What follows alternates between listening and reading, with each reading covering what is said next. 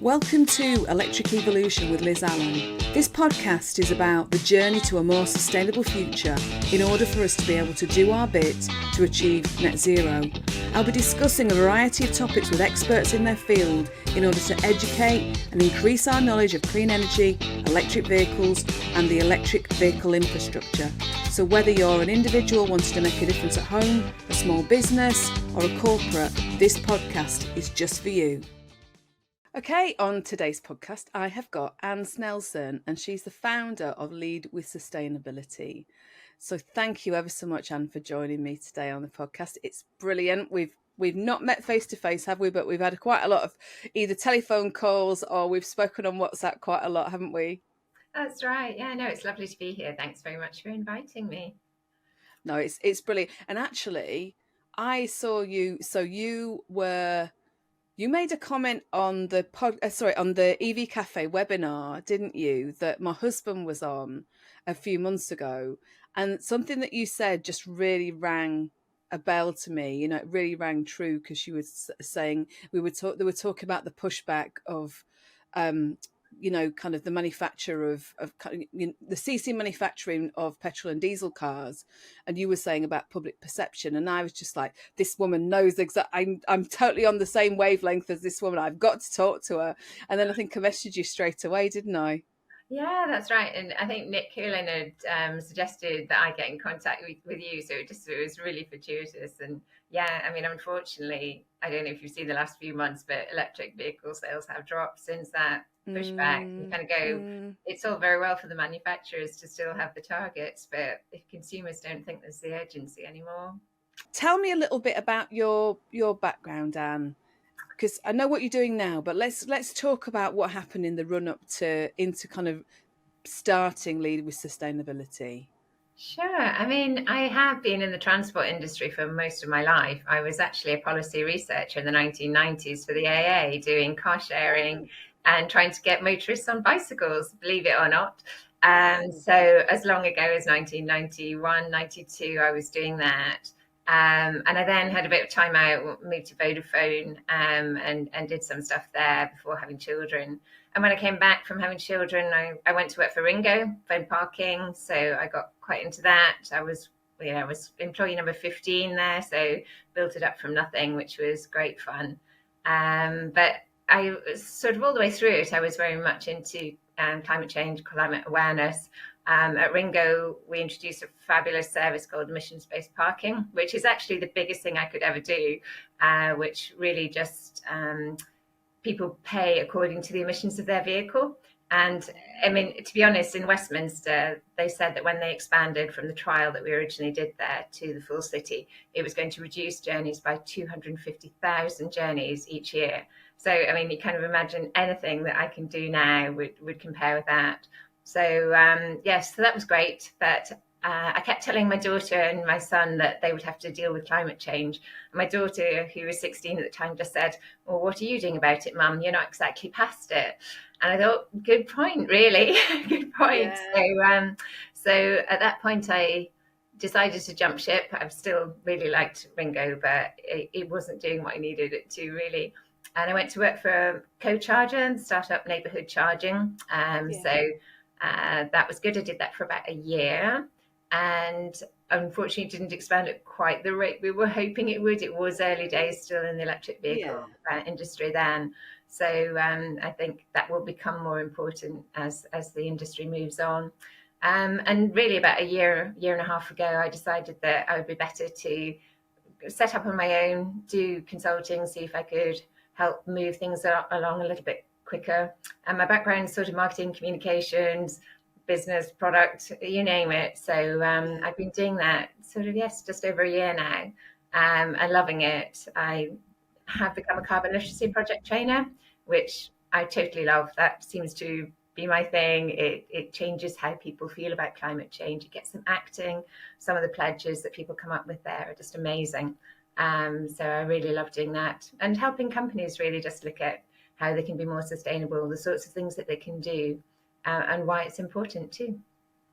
Fantastic. And I'm going to actually join you on in a few weeks' time, aren't I? So I'm looking forward to doing that. So what was it about the carbon literacy course that made you want to try, kind of get it out there and and talk to people about it? What was it that kind of floated your boat, as it were, or your Well, car?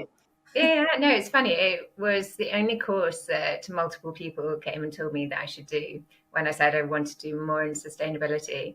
And they said you should go and do carbon literacy. And different people, really different people from different walks of life said, but all said, go and do it.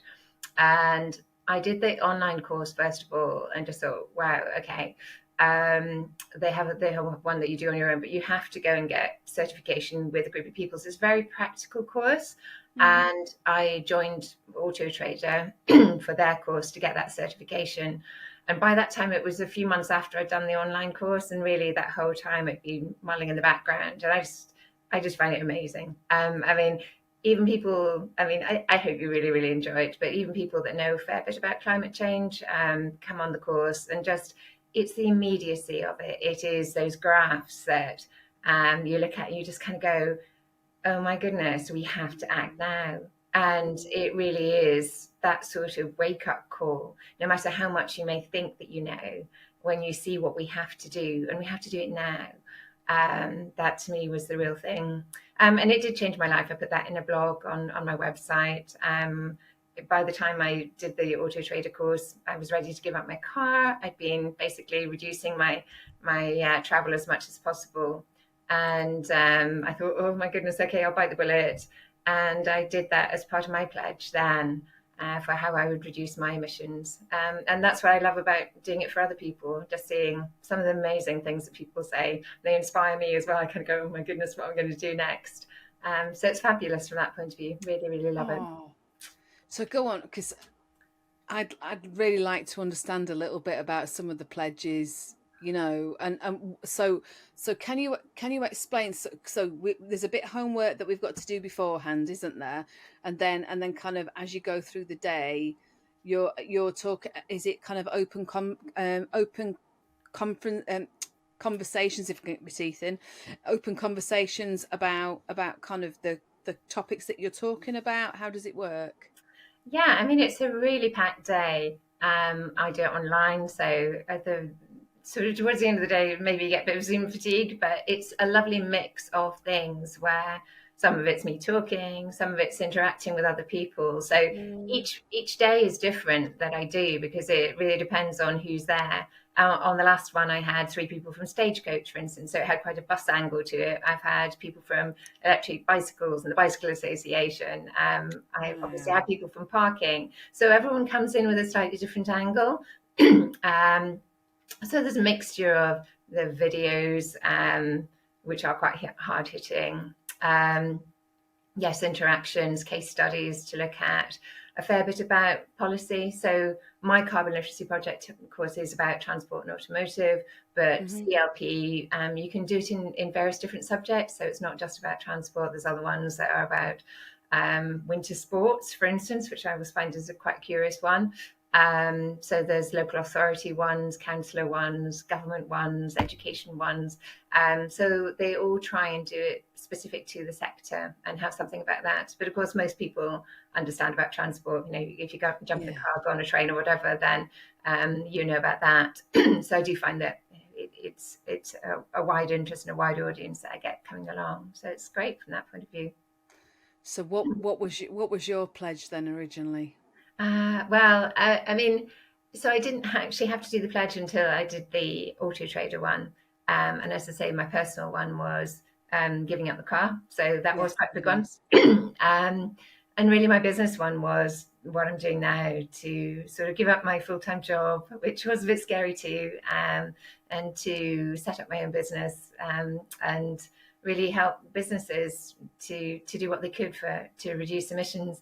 um, and I guess I found, yes, that it's inspiring what people do on an individual basis. I've had people say, I've got a holiday booked for Croatia, Slovenia next year. I'm going to go by train. And you kind of go, Yeah. okay, that's a fair thing to do. I had a CEO of a company who she is basically not taking her two daughters and husband on holiday for the next 2 years. She's saving the money to completely decarbonize. So she's going to swap her gas boiler for probably either solar and electric combi or heat pump. She hasn't quite decided yet. And you kind of go, all right, that's just one individual, but that one individual will tell people as well. So it has that sort of knock-on effect. So that's what I love about it. It is just very, very practical and impactful as well. Oh, that sounds amazing. I mean, it is something that, even like you say, as a small business, it's about the things that you can do to move us towards net zero and actually reducing those emissions. And I know I'm not perfect. My husband kind of he thinks I should use Amazon less, which I know it's true. I know it is, but I think we've done fairly well. I mean, we were talking before we started recording about this podcast is now 12 months old, so I think we've done quite. I personally feel I've done quite a lot to move things forward for me, and the way that I think. And actually, I think that's why me and you got on, because we were talking. We were on the phone that time, so we've talked on the phone, everybody, just to say. And we were on the phone for the first time for like absolutely ages, weren't we? It was like we'd known each other for such a long time, because you thought the same way as me, and it's taken me not too long. I mean, obviously, I've been married to my husband for like over 20 years now, but is it 20 years? No, it's not over 20 years. I've known him for over 20 years. He's going to tell me off now. Sorry, I've known him for 23 years. I've been married to him for 18 years. Yeah, I've obviously lost my calculation because it's late today. So obviously, climate change has been on our agenda for a long time.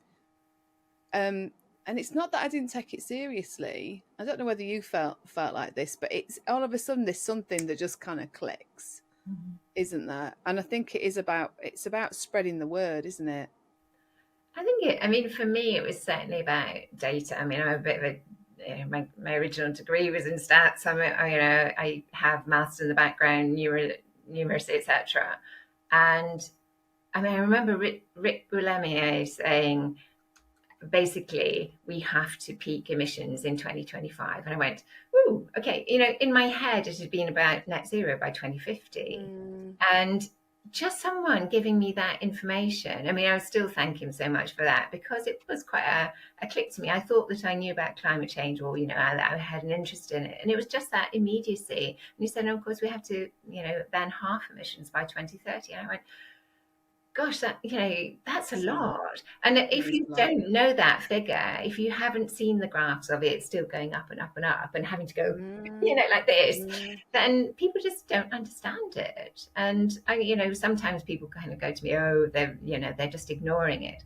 I'm not sure that it is that. I think it is just that people don't understand the enormity of what we have to do, because the government's not being clear about it, going, oh yeah, it's all fine, it's no problem, we'll get to 2050, we're hitting our targets. You think, yeah, but those targets are getting really, really hard, and going to get harder. So we just need to do more. And the less people that actually understand it at kind of the base level, the ground level, at that kind of the understanding that means that actually somebody's explained it to them in a way that it hits home, doesn't it? Because we've got. I was talking to somebody today, and we were talking about the whole NIMBY, not in my backyard kind of thing, and I always think that that people only start looking at things like this when it's affecting their pocket. Yeah. But actually, you can't not think about this now, because there's never mind all the climate deniers, and hopefully there's less of them now, because there's too much data and evidence to prove that it's real. There's a massive thing we have to do, isn't there? I mean, it is sad. I don't know how your husband copes, really. I mean, I see sort of the climate scientists, the people that have been doing this for decades. And I just think it must be soul destroying. They have people going on there just spouting rubbish, really. And, For what? For personal gain, for profit, for I don't know what.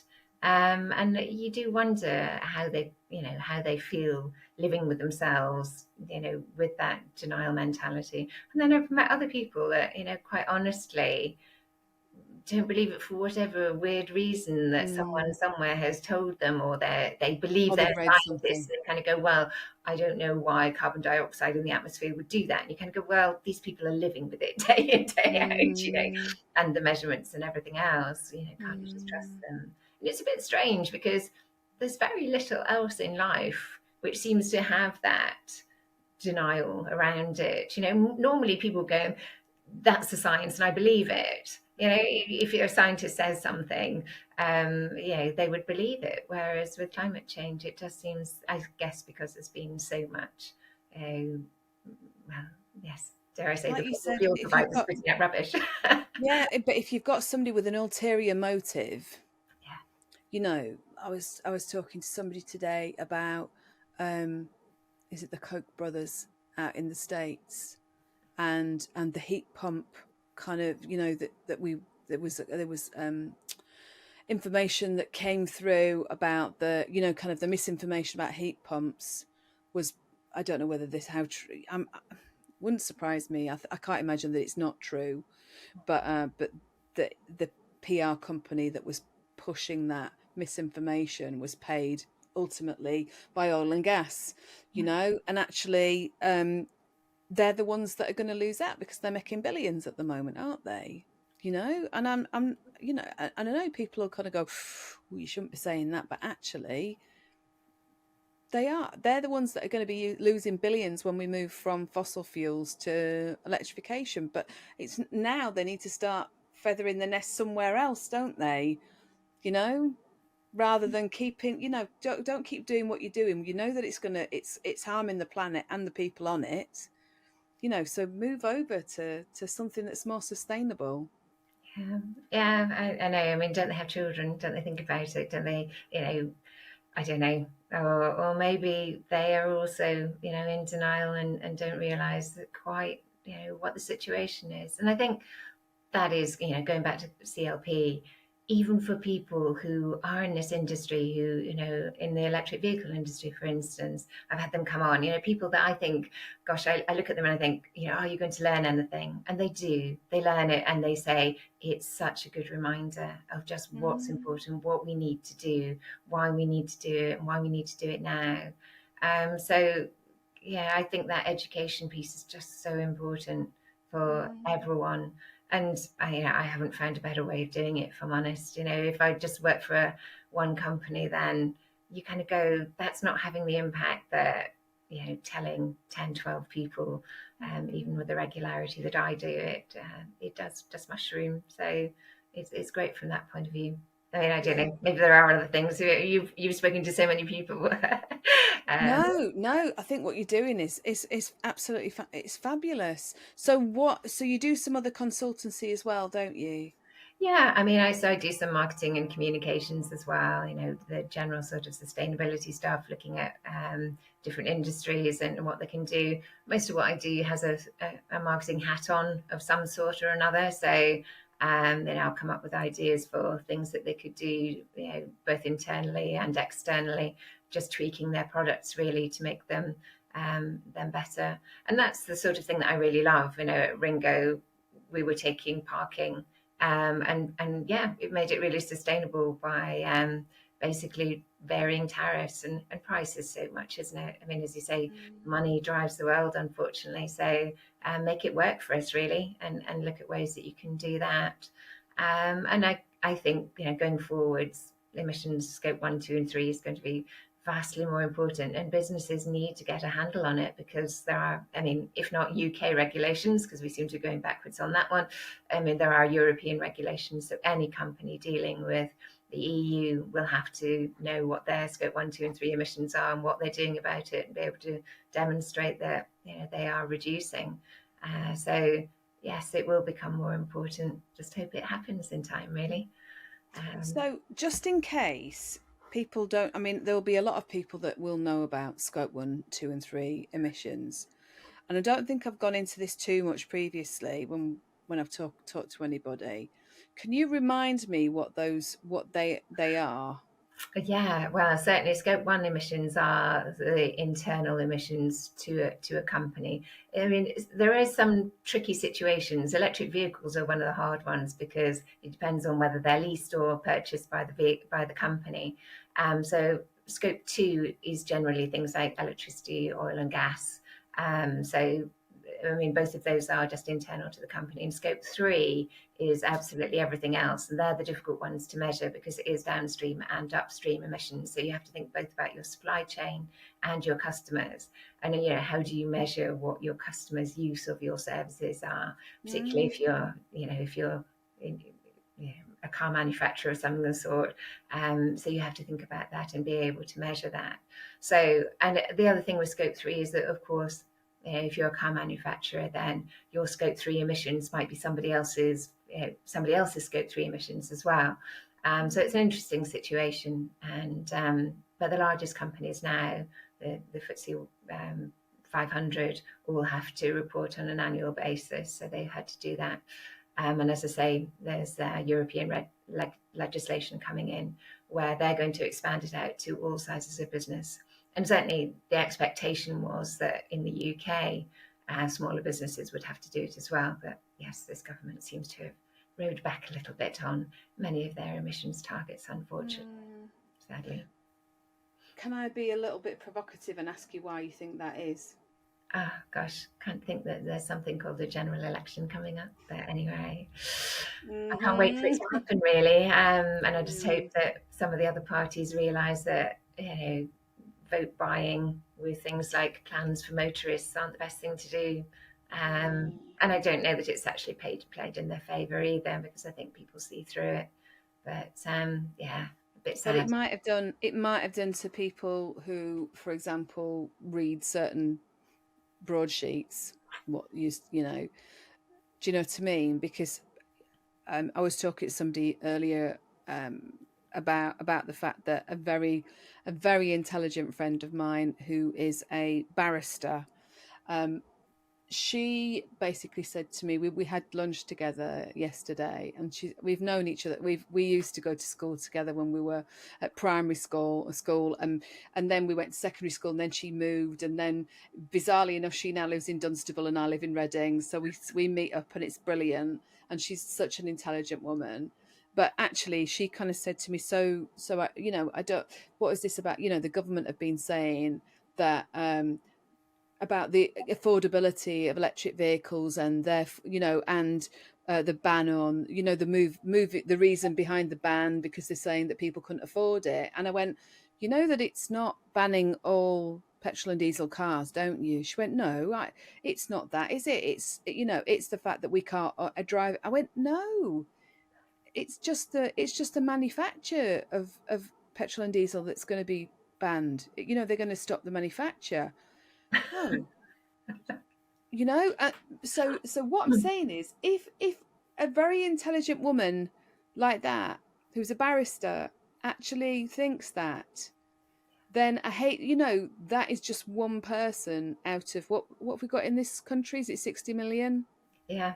I mean, 40 million vehicles. So I hate to think. So everybody must. Well, not everybody. Lots of people must think that. And that's such. I think Gary Comerford would call it poltering. Because it is really, isn't it? It's manipulating the truth. Yeah.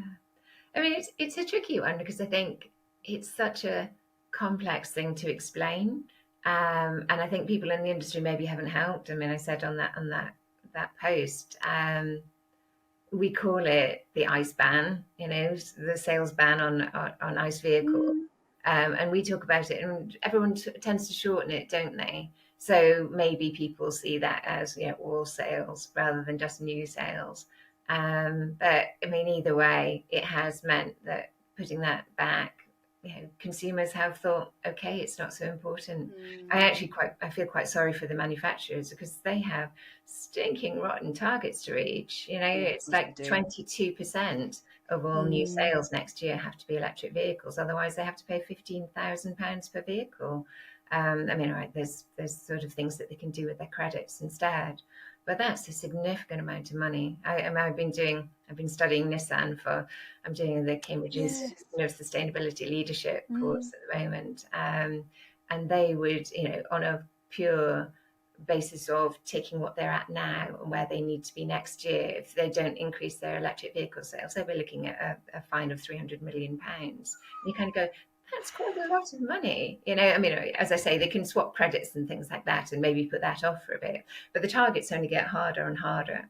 So, I mean, the government on the one hand kept them saying, well, you've got this zero emission mandate still to meet, but they're on the other hand telling consumers that it's not so important. So I wouldn't be too happy if I was a manufacturer.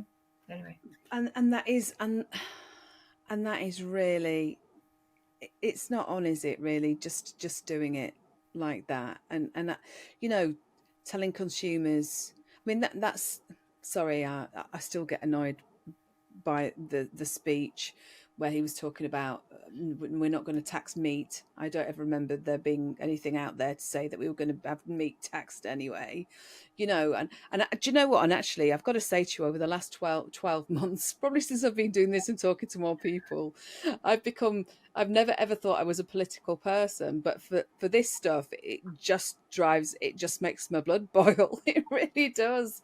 And like the film Wonka, I want to put our PM's face on it and put another word in front of it. But anyway, there you go.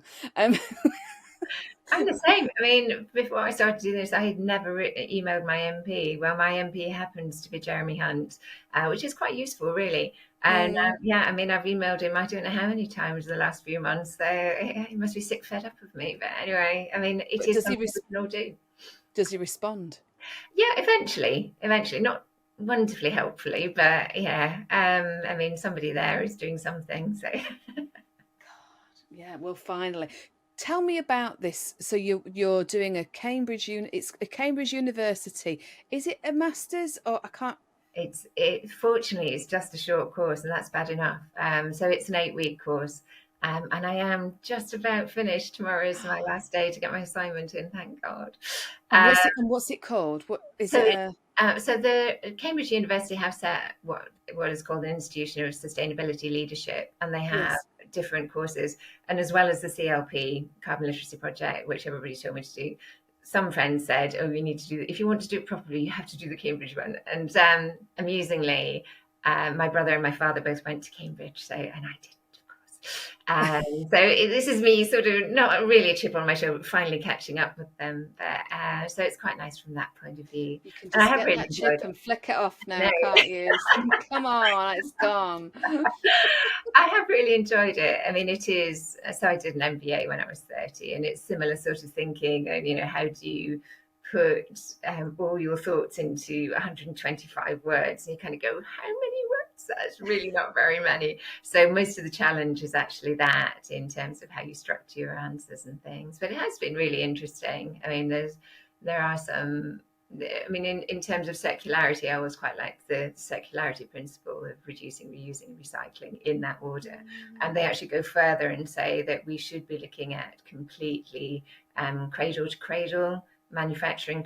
So you literally say, how can we, say, take a car and produce it completely naturally and recycle the whole thing 100%? So it would be totally sustainable. And how do you work with partners in order to do that? So things like recycling batteries becomes much more important. What you actually put into the car in the first place becomes much more important. The size of the car becomes much more important. So it's another way of thinking. And I have really enjoyed it. But gosh, I mean, he said, this is probably the hardest 8 weeks of your life. And certainly I remember at the end of my MBA going, I'm never, ever, ever going to do a course again. Now I remember why. Anyway, so it's quite nice to be near the end of it, I have to say. Oh, wow. But you'll have a certification from Cambridge University at the end of it, won't you? I will, yes. And I the mean, chip's gone, plate gone. it's quite nice from that point of view, yes. Absolutely. No, that's amazing. So you were just talking about battery recycling then as well, weren't you? So was that electric vehicle battery, or was that just general? Was it? Okay. Okay. Yeah, I mean, so I chose to do a project about transport. So they suggested that manufacturing company was a good company to do. So sorry, no, is that? Yes, so I chose Nissan. I liked Nissan because they did carbon literacy project training. They've been quite good advocates of it. So I thought I would look at it that way. And obviously they had the Leaf. So from my point of view, I thought, oh gosh, they're leading. And then I saw that actually no, they're really not. Are they So they not? Okay. no, they've been and obviously they've had the Qashqai, which they've been promoting a lot and is the biggest seller of 2022 in terms of cars. So they've been focusing on hybrids rather than electric vehicles. But literally 5 days ago, in the middle of my project, they announced that they were going to be doing 3 new electric vehicle models Yes, in I Sunderland. saw that. But again, it's SUV style, and so the whole thing, we should be going for smaller cars, we should be going for less materials, lighter vehicles. And there's all sorts of things. There's actually one that I found, which is using hemp. And of course, when you grow hemp, hemp is one of the most, if you want to really improve sustainability, hemp's a great product for doing it because it takes so much carbon out of the atmosphere. And you can actually use hemp in vehicles to make them lighter. And it was Henry Ford who actually came up with this in the 1950s. So I sort of those sorts of things that you never know about, which are quite interesting to find out about too. So I'm really interested now you said Henry Ford, because my background is lean process improvement, and kind of the Toyota production system, the TPS, was actually derived from Henry Ford in the first place. So Henry Ford. Sorry, I sound like I'm going a bit on a tangent. I'm really not. But Henry Ford came up with a kind of a single production line. He was the first organization to go to a single production line. Then they started. He kind of then people were taking Henry Ford's kind of the way he was working, and then Toyota came up with a Toyota production system. And it's all about, again, incremental changes and sustainability, and actually making people's jobs easier, and just Kaizen, which is this. I always talk about Kaizen, which is the thing that's behind me, which is small incremental changes. So you're another person singing from my hymn sheet, which is great. When you see what Tesla did, and I felt really sorry for Elon Musk. He came up with this amazing, how to slot cars together, a bit like a jigsaw. And the industry, I mean, the financial markets just kind of went, yeah, I don't like that. And you kind of go, really? They're just bringing about amazing improvements in how they build, and and then financial markets go, and Anyway, I mean, yes, the interesting thing, as I say, is the Cambridge course is all for doing this. Yeah. Well, I was going to say, going back to Musk, I think it's. Don't you think it's because it was a tech company making a car, rather than a car company making a car with tech? That they may have kind of gone, actually, we don't believe you've done this. But everybody that I've spoken to with regards to Tesla have, everybody that I know owns a Tesla, has driven a Tesla, think that it's fantastic. My son doesn't particularly like the man. But we won't even go there. That's for other reasons, probably to do with Twitter. I mean, I think that's it. There are disruptors in the market, and BYD the same. They come in, and they're bringing in the really cheap electric vehicles, and you kind of go, "I'm sorry, OEMs, original manufacturers, get your acts together. Otherwise you are not going to have a market here. 50% of worldwide electric vehicles are sold in China. So where do you think the threat's going to come from?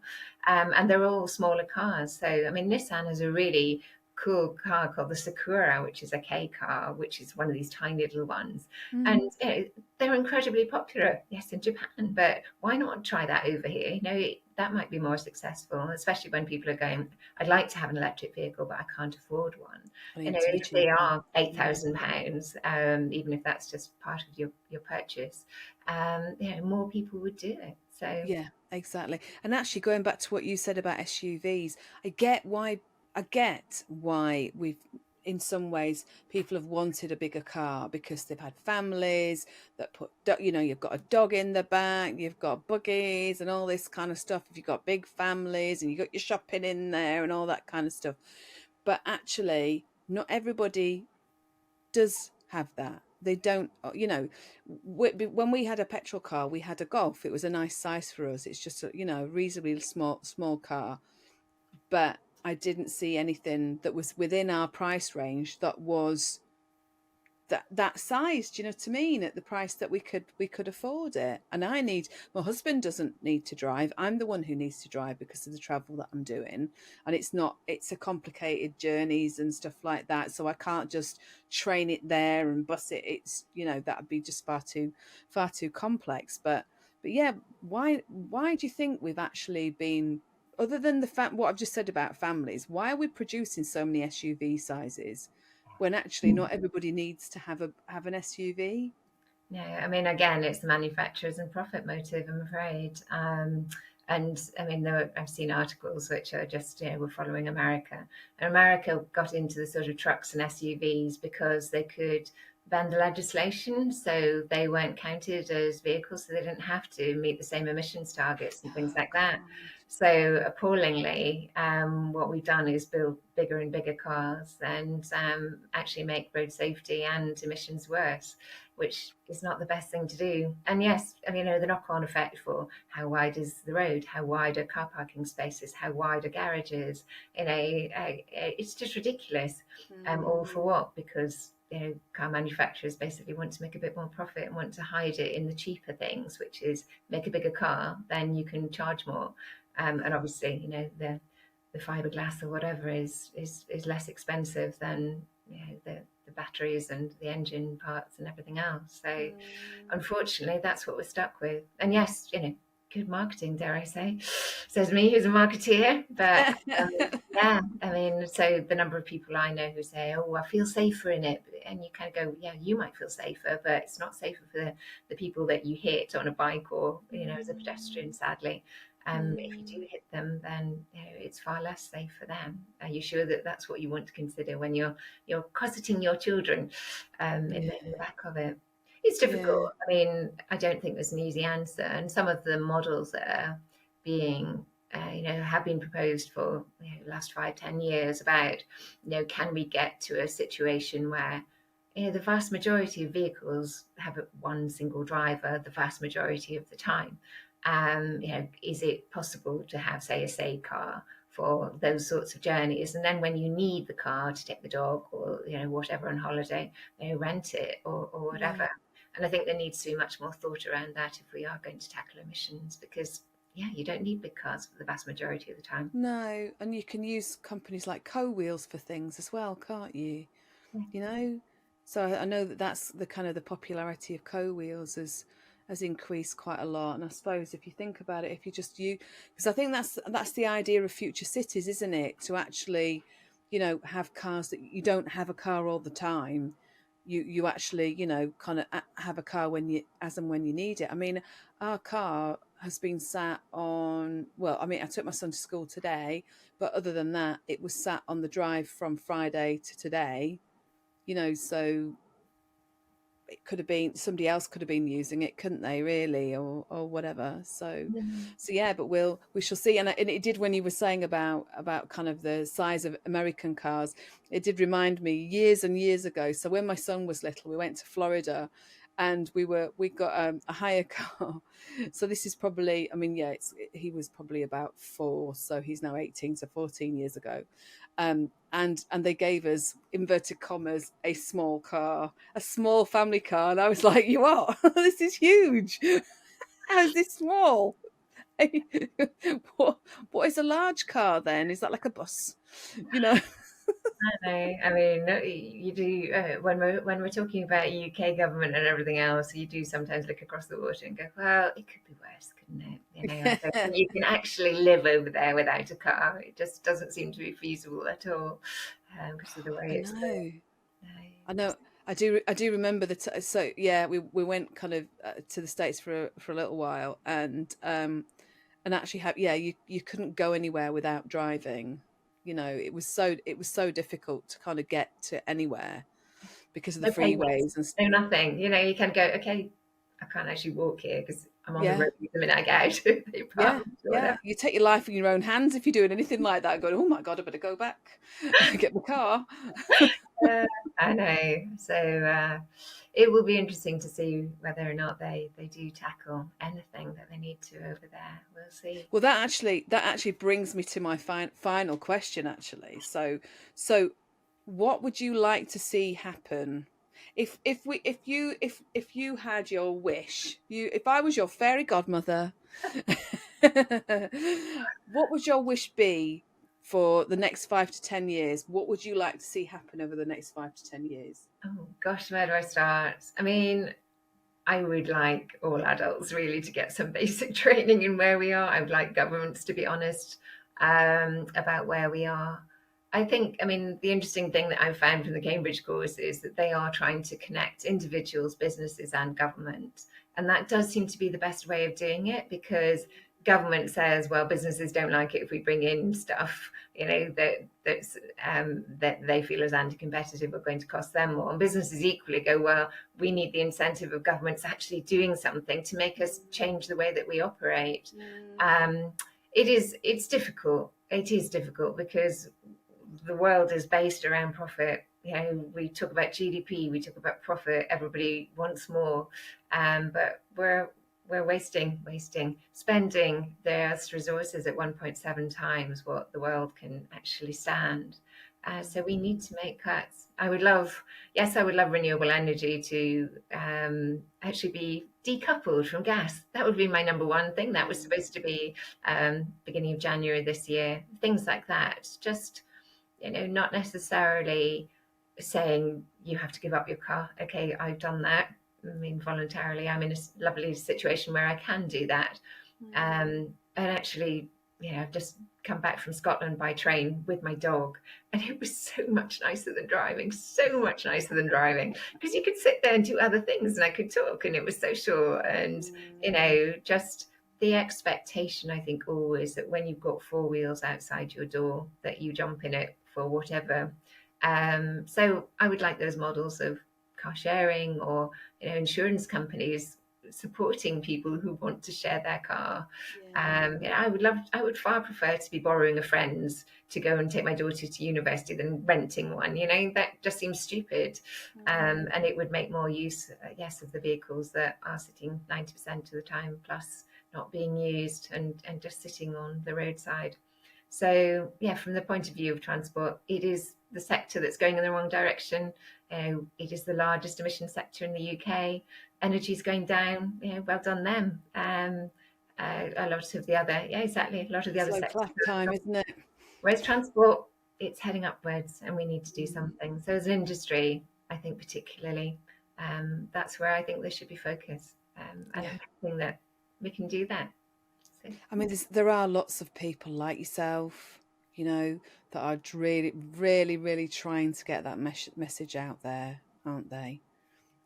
So we can't kind of say that there aren't, but it's just like you say, if you've got government that won't support what should really be happening, won't go along with it and won't kind of promote it, then you're onto a bit of a loss, aren't you? Really?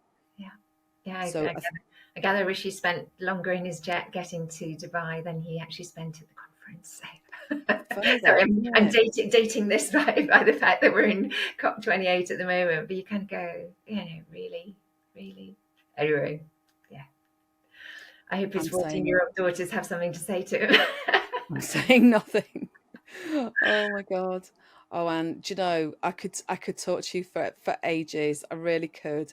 I'm going to tell everybody your web address now. So it is leadwithsustainability.co.uk. That's right. And you're on LinkedIn. That's where we kind of started chatting, wasn't it? Yeah. Is there anywhere else you'd like people to contact you if they're interested? No, I mean, either of those websites fine. And yeah, on LinkedIn, direct message me or whatever. So if I can help, people that do know stuff about climate change, feel free to still come on the Carbon Literacy Project course, because as I say, it's a bit more impetus again. And a number of people that I've had on there that just go, thanks for reminding me, and just doing some more. So it inspired me. Hopefully it might inspire others as well. It will, and I'm looking forward to it myself. I really, really am. And Michelle, who works with me, is coming on it as well, and we're both really, really excited about coming on. So yeah, I'm making our pledges. So absolutely looking forward to it. And it's been an absolute pleasure talking to you. I really, really appreciate your time. It's been super. It's been really fun, and thank you very much indeed. Hey, no worries, no worries. And to everybody else, I'm going to say thank you for listening and watching. And keep on doing it. Keep getting the word out if you can. Let people know that this podcast exists. And yeah, I look forward to seeing you all next time. Bye-bye. Bye. Thanks for watching this episode of Electric Evolution. If you enjoyed it, please don't forget to hit the like and subscribe buttons to stay connected with us. And if you're inspired by our journey towards a sustainable future and want to support our mission on a monthly basis, please check out our Patreon page at patreon.com/Electric Evolution Podcast. Your support really helps us to bring the latest insights and discussions in the world of clean energy, electric vehicles, electric vehicle charging and sustainability to you. If a regular subscription isn't what you're looking for, you can always consider buying us a coffee. Just head over to www.buymeacoffee.com/Electric Evolution Podcast.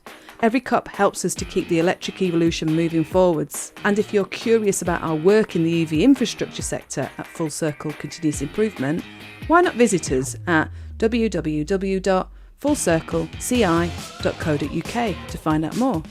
And if you want to send me a message, you can always email me on liz@fullcircleci.co.uk. And finally, please don't forget to share this podcast if it sparked your interest. And let's keep spreading the word about all of these topics that we're covering. So, until next time, see you soon. Bye.